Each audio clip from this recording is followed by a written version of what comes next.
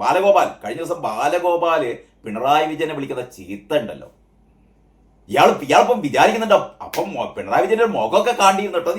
ഇത് ഇപ്പൊ സഭാ ടി വി മുഴുവനും പ്രക്ഷേപണം ചെയ്യുന്നതുകൊണ്ട് ഏറ്റവും കൂടുതൽ ഇപ്പൊ ആൾക്കാർ കാണുന്നത് സഭാ ടി വിയാണ്. അതിന്റെ ദൃശ്യങ്ങൾ മറ്റെല്ലാ ചാനലുകളും മറ്റെല്ലാ സോഷ്യൽ മീഡിയ പ്ലാറ്റ്ഫോമുകളിലും ഉണ്ട്. അതായത് കഴിഞ്ഞ ദിവസം ഷിബു ബേബി ജോൺ സംസാരിക്കുമ്പോഴാണ് ഈ പ്രതിപക്ഷ നിരയിൽ ഭയങ്കര ബഹളം ഉണ്ടാക്കി.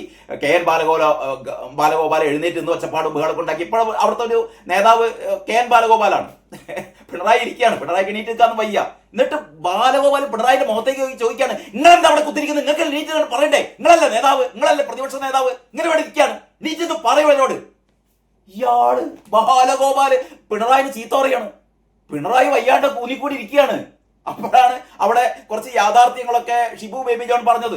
ഷിബു ബേബി ജോണിനെ ഈ കടപ്പുറത്തെ ആള് എന്നൊക്കെ വിളിച്ചു കണ്ട് അധിക്ഷേപിച്ച ഇവരുടെ ഒരു മൂത്ത വേറൊരു സഖാവുണ്ട്. ആ സഖാവിന്റെ ഈ തോന്നിയാസത്തെ കുറിച്ചാണ് ഷിബു ബേബി ജോൺ പറഞ്ഞത്.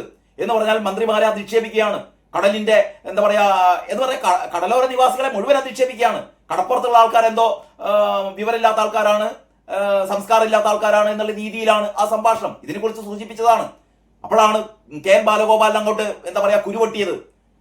കെ എൻ ബാലഗോപാലിന് എണീറ്റ് കണ്ട് കാര്യങ്ങൾ പറഞ്ഞാൽ മതി. പക്ഷെ കെ എൻ ബാലഗോപാൽ പിണറായി ചെയ്ത് പറയാണ്, ഇതൊക്കെ കേട്ടില്ലേ, ഇതൊക്കെ കേട്ടിട്ട് നിങ്ങളെന്താ മിണ്ടാതിരിക്കുന്നത്, നിങ്ങൾക്ക് പിന്നീട്ട് പറഞ്ഞൂടെ, നിങ്ങളല്ലേ പ്രതിപക്ഷ നേതാവ്.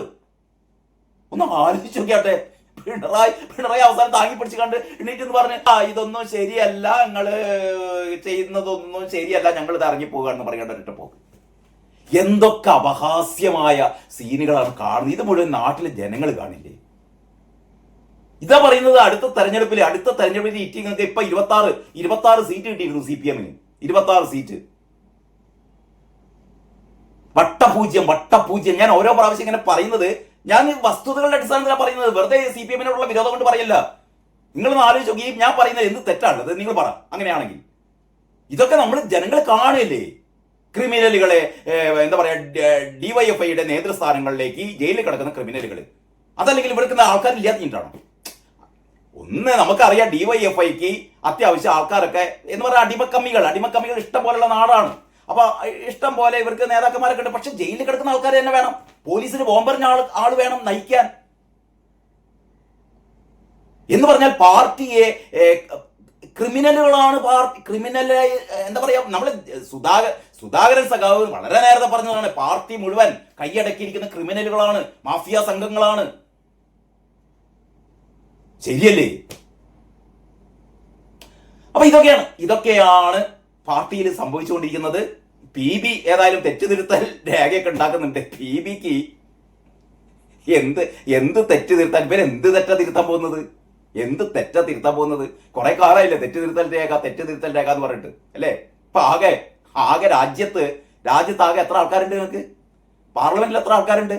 ആകെ നേരാൻ വഴിക്കല്ല വന്നത് ആകെ ഒരാളാണ്, ഒരു കനൽത്തിരിയാണ്. ബാക്കി കോൺഗ്രസിന്റെയും ലീഗിന്റെയും സുഡാപ്പികളുടെയും ഒക്കെ സഹായം കൊണ്ട് വന്ന ഒരു 3 ആൾക്കാർ. ആകെ 4 ആൾക്കാരല്ലേ ഉള്ളൂ. ഈ 4 ആൾക്കാരും വെച്ചിട്ട് ആകെ വോട്ടിംഗ് ശതമാനം എത്ര? ആകെ 1% വോട്ട്, 1.2%, 1.3% വോട്ട്. നോട്ടനേക്കാൾ കുറച്ച് മേലെ. അതാണ് ഏകാശ്വാസം. നോട്ടനേക്കാൾ ഇത്തിരി മേലെയാണ് നിങ്ങളുടെ സ്ഥാനം. ശരി, എന്നാല് ശരി. ഈ രാവിലെ തന്നെ ഇങ്ങനെ പറയാതിരിക്കാൻ വയ്യ, അതുകൊണ്ടാണ് പറയാതിരിക്കാൻ വയ്യാത്തത് കൊണ്ടാണ്. അപ്പൊ ബാക്കി കാര്യങ്ങൾ നമുക്ക് അടുത്ത വീഡിയോയിൽ ചർച്ച ചെയ്യാം. അതുവരെ എല്ലാവർക്കും നന്ദി, നമസ്കാരം.